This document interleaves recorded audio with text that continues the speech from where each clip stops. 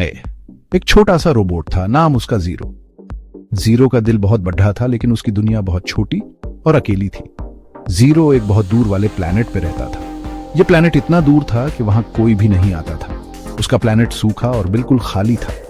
वहां न तो पानी था, न ही हरियाली। वहां पेड़ पौधे नहीं थे, जानवर भी नहीं। जीरो को कभी कभी बहुत अकेलापन महसूस होता था। जीरो हमेशा अकेला रहता था। उसके पास कोई दोस्त नहीं था जिससे वो बात कर सके। जीरो के पास एक पुराना कंप्यूटर था। यह कंप्यूटर ही उसका सबसे अच्छा दोस्त था। वो कंप्यूटर ही उसका दोस्त था। जीरो उस कंप्यूटर के साथ घंटों बिताता था। कंप्यूटर में बहुत सारी किताबें और कहानियां थीं। ये कहानियां जीरो को एक नई दुनिया में ले जाती थीं।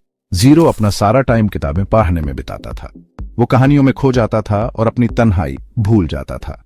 कहानियां ही उसकी दुनिया थीं। किताबों से जीरो ने बहुत कुछ सीखा। पुरानी किताबों में छुपे हुए ज्ञान ने उसे एक नई दुनिया से परिचित कराया। हर पन्ने में एक नई कहानी, हर शब्द में एक नया सबक। उसने सन, मून और स्टार्स के बारे में जाना। आसमान की गहराइयों में छुपे रहस्यों को समझने की कोशिश की। तारों की चमक और ग्रहों की गति ने उसे मंत्रमुग्ध कर दिया। उसने अलग अलग प्लैनेट्स के बारे में पढ़ा। हर ग्रह की अपनी एक अनोखी कहानी थी।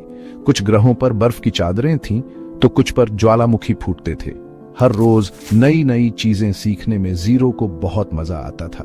किताबें उसकी सबसे अच्छी दोस्त बन गई थीं। हर नई किताब एक नया रोमांच लेकर आती थी। एक दिन जीरो एक नई किताब पीआरएच रहा था। इस किताब में कुछ खास था। इसके पन्ने सुनहरे थे और इसमें छुपे हुए रहस्य उसे अपनी ओर खींच रहे थे। यह किताब अर्थ के बारे में थी। उसने पहली बार अर्थ के बारे में पढ़ा। उसे पता चला कि यह ग्रह कितना सुंदर और अद्भुत है। अर्थ पे नीला पानी था, हरे भरे जंगल थे। ये सब देखकर जीरो को बहुत अच्छा लगा। उसे लगा जैसे वो खुद अर्थ पर घूम रहा हो और तरह तरह के जानवर रहते थे। हर जानवर की अपनी एक अनोखी विशेषता थी। जीरो ने सोचा कि एक दिन वो भी अर्थ पर जाकर इन सब चीजों को खुद देखेगा। जीरो अर्थ के बारे में पाकर हैरान रह गया। उसने पहले कभी पानी नहीं देखा था। उसने सोचा, काश मैं भी अर्थ देख पाता। जीरो ने सोच लिया कि वो अर्थ के बारे में और ज्यादा जानेगा।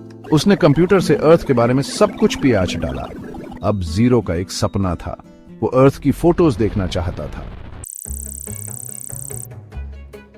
जीरो ने बहुत सोचा।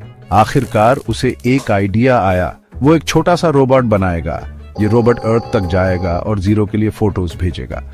जीरो ने दिन रात मेहनत की। उसने अपने नए रोबोट को बहुत सुंदर बनाया।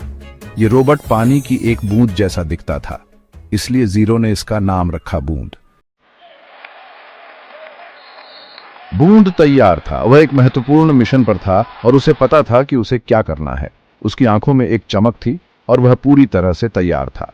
जीरो ने उसे अर्थ के लिए भेज दिया। जीरो ने बूंद को विदा करते हुए कहा, सावधान रहना और अपना ध्यान रखना। बूंद ने जीरो को आश्वासन दिया कि वह अपना काम पूरी निष्ठा से करेगा। बूंद आसमान में उड़ता चला गया। वह बादलों के बीच से गुजरते हुए, तेज हवाओं का सामना करते हुए अपने लक्ष्य की ओर बढ़ रहा था। उसे पता था कि यह यात्रा आसान नहीं होगी, लेकिन वह दृढ़ संकल्पित था। कुछ दिनों बाद जीरो के कंप्यूटर पर एक मैसेज आया। जीरो ने तुरंत कंप्यूटर की ओर देखा और उसकी उत्सुकता बढ़ गई। वह जानता था कि यह संदेश महत्वपूर्ण हो सकता है। यह मैसेज बूंद ने भेजा था। जीरो ने तुरंत मैसेज खोला और पढ़ना शुरू किया। उसके चेहरे पर एक मुस्कान फैल गई। जीरो खुशी से उछल पड़ा। वह इतना खुश था कि उसने अपनी खुशी को रोक नहीं पाया। उसने सोचा, बूंद ने अपना काम कर दिखाया। उसने कंप्यूटर का स्क्रीन देखा।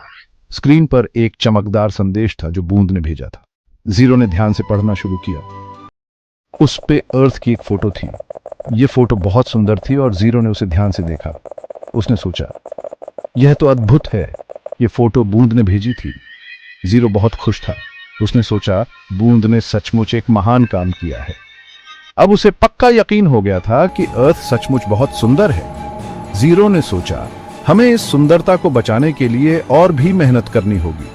उसने अपने मिशन को और भी दृढ़ता से पूरा करने का संकल्प लिया।